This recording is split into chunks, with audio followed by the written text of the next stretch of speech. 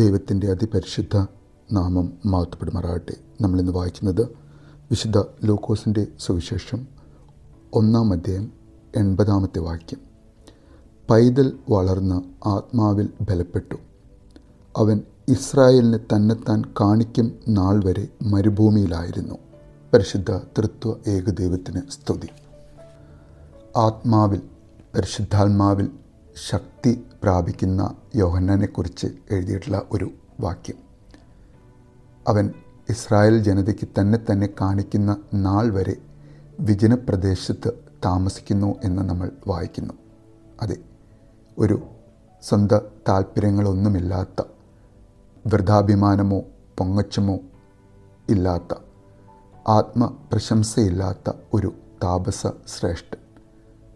അതുകൊണ്ടാണല്ലോ അവൻ നമ്മൾ ഓരോരുത്തരോടും പറഞ്ഞു തരുന്നത്, എന്നെ നോക്കാതെ എന്നേക്കാൾ വലിയവനെ നോക്കുവിൻ എന്ന്.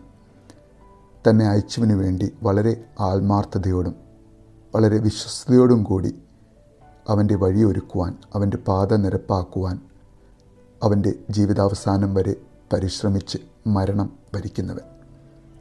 ഞാൻ ദൈവത്താൽ അയക്കപ്പെട്ടവനാണ് എന്നറിയുന്ന യോഹന്നാൻ ഒരിക്കലും ഞാനെന്ന ഭാവമില്ലാതെ അവൻ വളരണം, ഞാൻ കുറയണമെന്ന് അവൻ്റെ ശിഷ്യന്മാരോടും അവനെ ചെല്ലുന്നവരോടും അവൻ്റെ ആരാധകരോടും അവൻ എന്നും പറയുന്നു.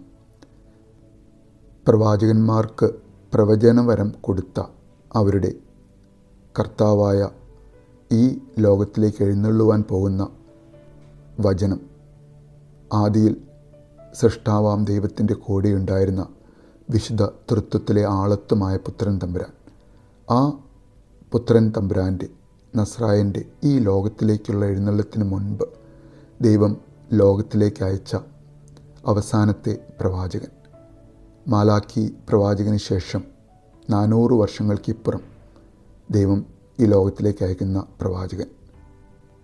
അതെ, മനുഷ്യരിൽ നിന്ന് ജനിച്ചവരിൽ ഏറ്റവും വലിയവനെന്ന് യേശു ആരെക്കുറിച്ച് പറഞ്ഞുവോ ആ യോഹന്നാൻ ശക്തനായിരുന്നു എന്ന് നമ്മൾ വായിക്കുന്നുണ്ട്.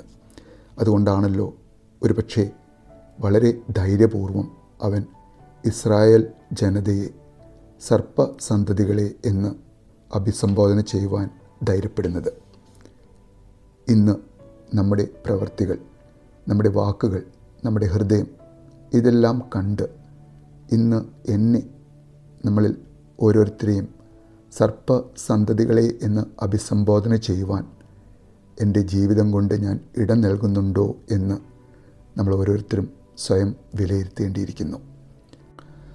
സ്വന്തം താല്പര്യങ്ങളൊന്നുമില്ലാത്ത, വൃഥാഭിമാനമോ പൊങ്ങച്ചമോ ഇല്ലാത്ത, ആത്മപ്രശംസയില്ലാത്ത, എല്ലാം അവനാൽ ലഭിക്കുന്ന കൃപകളും അനുഗ്രഹങ്ങളും ആണ് എന്ന നല്ല ബോധ്യത്തിൽ വളരെ ആത്മാർത്ഥതയോടും വളരെ വിശ്വസ്തയോടും കൂടി നമ്മളെ ഓരോരുത്തരെയും ഭരമേൽപ്പിച്ചിട്ടുള്ള ഉത്തരവാദിത്തങ്ങൾ നിർവഹിക്കുന്ന, ഞാനെന്ന ഭാവം ഒട്ടുമില്ലാതെ ദൈവത്താൽ അയക്കപ്പെട്ടവനായ ക്രിസ്തുവിനെ മുൻനിർത്തി ആ ക്രിസ്തുവിനെ മറ്റുള്ളവർക്ക് കാണിച്ചു കൊടുക്കുന്ന ഒരു നല്ല ഹൃദയത്തിനുടമയായി ദൈവമേ, ഞങ്ങളെ ഓരോരുത്തരെയും നീ മാറ്റണമേ എന്ന് ഞങ്ങൾ ആഗ്രഹിക്കുന്നു, പ്രാർത്ഥിക്കുന്നു. നല്ലൊരു ദിവസം നേരുന്നു.